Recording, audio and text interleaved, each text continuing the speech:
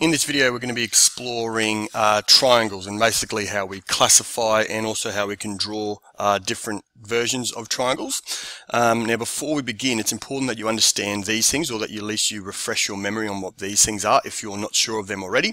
So I won't go on too much about this, but if you need to refresh yourself on, what an acute angle, a right angle, obtuse, etc., you'll need to know these because we'll be using these throughout the unit. So make sure you write these down if you need a refresher on those points there. Firstly, we'll move on though. So what is the definition of a triangle? So the word triangle, meaning three angles, and that is important, describes a shape with three sides. A triangle is an important building block in mathematical geometry. Similarly, it is important in the practical world of building and constructing owing to the rigidity of its shape.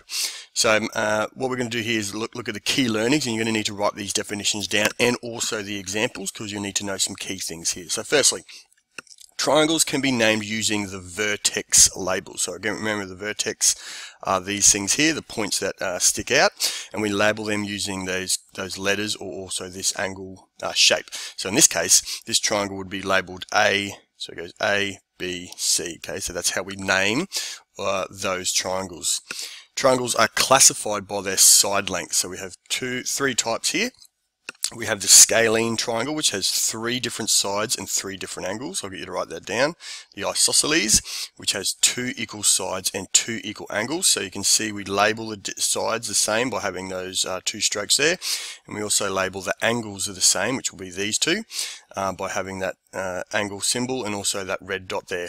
And finally, we have equilateral, where all three equal sides and all three equal angles, all being 60, because we know 60 plus 60 plus 60 adds up to 180, which is the internal angles of a triangle. So write those three versions down and also what makes those triangles up.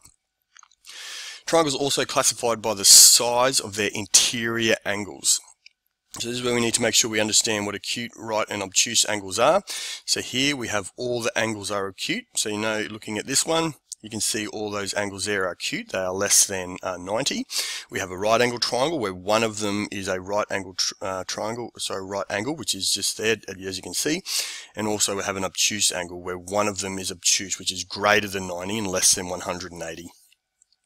Now, the parts of an isosceles triangle are named as shown opposite. So make sure you draw this down and copy these key parts down, because you need to know these definitions. The base angles are equal and two sides, and they're called the legs. Okay, so you see here these base angles of equal length. Two sides of equal length are opposite the equal angles. So here we have the base angles here, they're opposite each other. We have the apex and the base, so make sure you copy that down. We'll be using that as we move through. And sides of equal length are indicated by matching markings, which we've looked at in our previous unit. So let's look at these now. Let's put these into work, and we'll do a couple of practice questions here using that information. And we want to sort of classify these angles using these two parts here. So A1, we want to know their side length, so whether it's scalene, isosceles, or equilateral. And also 2, if their angles are acute, right, or obtuse. So looking at this one here, I know that it's got two similar ones. So I can move up to my definitions up here. I can see that it's going to be an isosceles. Okay, and also their angles. So as I look through here, I understand that there's going to be, they're all acute.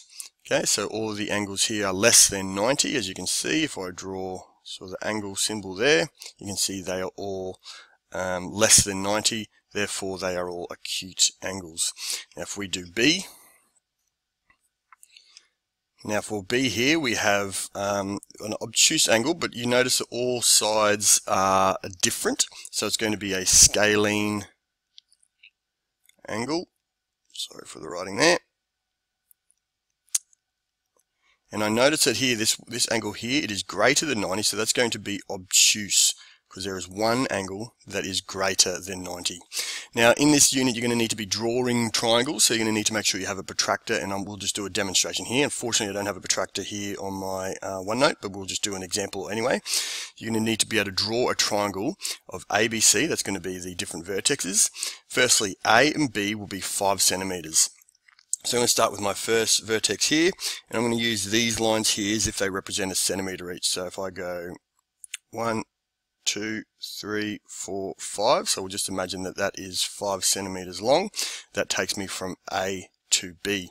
Now the angle at A, B, and C is 30 degrees. So when we write this, the middle number is usually the vertex. So we're going to go this way. So it's A, B, and C. That angle there is 30 degrees. Now you'll use a protractor for this so you can get the actual measurements correct. And then finally, angle BAC will be 45. So we're starting at B. We go B across to A and then up to C. This one here will be 45 degrees. So that will give me my triangle there. I've created all the different angles. I have all the different segments as well, and that's how you're going to draw it, making sure you're using a protractor and a ruler. So make sure you have this information down, and we'll move on doing the topics as we go. Thanks, guys.